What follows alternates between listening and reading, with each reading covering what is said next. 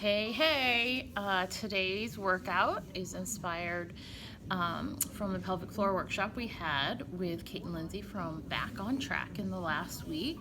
And it just reiterates the importance of some of the exercises we do on a regular basis here. Given that the pelvic area is a super large area with so many muscles attaching to the pelvis itself, in addition to the internal pelvic floor muscles that also need training, but literally over 32 muscles that attach to the pelvis area, including our glutes and our hip muscles, hip flexors, all of that stuff. So super important to strengthen through that area, which we do a little bit more unintentionally, but today I'm going to take you through those exercises that you already know are pretty important to do on a regular basis, but just to re-emphasize them. And if there's a day where you're not wanting a big heavy workout but something effective, this is a great one to do. All right, so we're going to start with the pelvic brace, or what we really refer to more as a pelvic tilt. We'll sort of change the verbiage around that. So you're going to come down on your back. You can do this seated too. This is a good one that you can do, you know, in the car as well when traveling and whatnot. But you're going to lay here in the neutral position and take a breath in. And then as you exhale, you want to tighten everything up and in from the pelvis area all the way up the midsection. You'll feel the pelvis tip back. You'll have a nice strong tight front section here. You'll notice that the hips kind of lifted and tilted back a little bit, but they didn't lift off the floor. That's important. So you want to hold for 3 or 4 counts and then release. The upper body stays relaxed the whole time. So again, inhale. As you exhale, brace, and then release. Okay, so you want to repeat that series.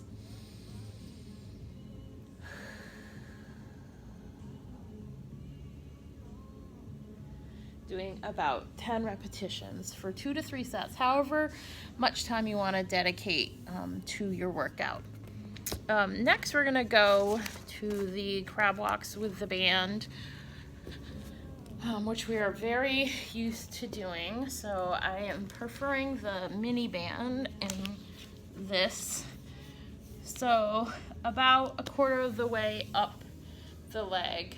And you can do big steps going across your room or down your hallway, and then do a set of the small mini steps, okay? And again, you can go down your floor, your hallway, and back. The difference between doing the bigger steps and then doing the smaller steps is just the different muscles in the glutes that it's targeting, because there are the 3 muscles back there. We have the maximus, the minimus, and the medius. So the step size is going to make a difference in that recruitment there, okay? So bridges, we're going to move on next. And again, the bridges you can do also as an assistive device here with the band, putting them above your knees. For the purpose of this video, we're going to use the ball as an assistive device. So our usual bridge position, laying flat on the back, upper body relaxed.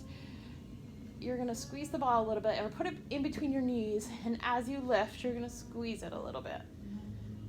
And then lower, you're going to release a little bit. Okay, so lift, squeeze the ball, squeeze your glutes. Feeling some tension in the hamstring as well as the glutes. You can play around with the foot position as well. You might feel it a little bit more if you lift the heels or if you lift the toes. Otherwise, just stay flat-footed, pulling the feet solidly into the floor. All right, from there, we're going to go into some clam variations.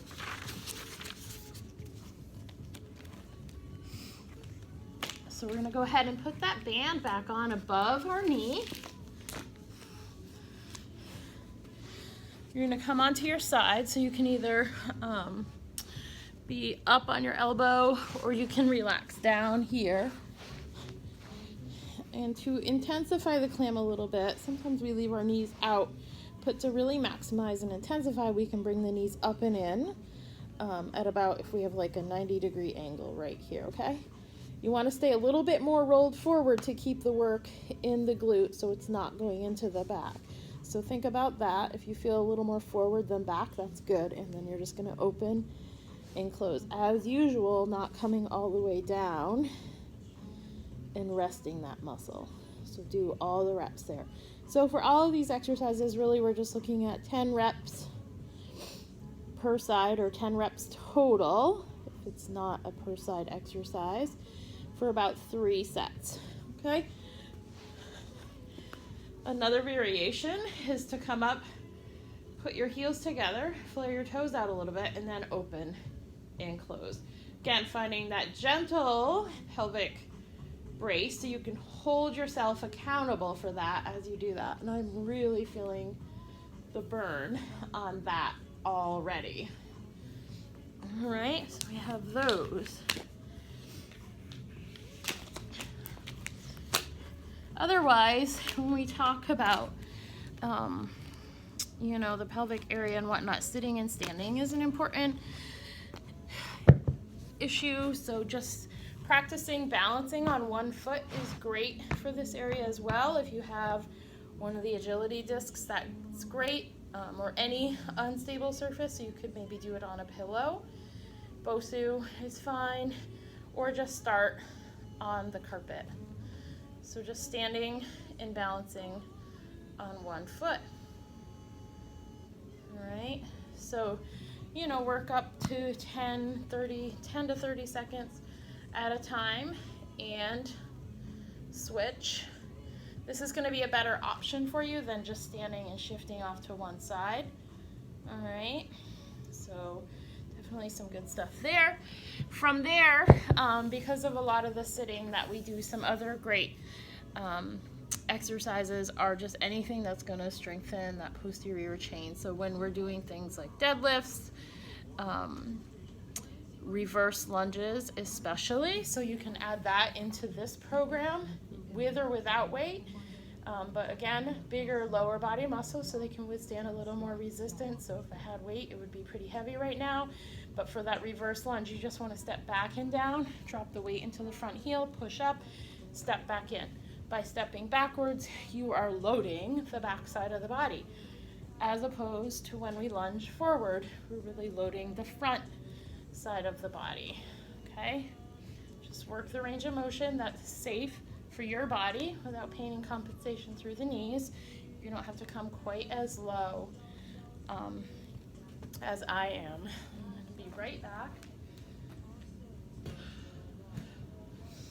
And then one more thing, which is like a self-traction thing that you can do to kind of rest that area that might get tight, is to just lay with your feet up on a chair or up on an exercise ball with your feet at 90 degrees. That's really going to take some tension off this pelvic area, and then you can just do some of those pelvic braces while you're here too. So if that backside is tight, or if the hips and glutes and hamstrings are tight, this is a great way to try and cut down on some of that tension, okay? So there you go, a great little review. I sent along the actual video of the workshop too, so you can watch through that topic here, the discussion that we had going on that day, and you'll also see these exercises worked through in the not so neat part of that video. So if an hour and 20 minutes scares you, don't let it. Once we get to the more workshop practical part of that video, it's really going through all of these exercises that I just went through with you, so you can stop that video and just go to this video if you want to go through the exercises in a more clean fashion. Enjoy.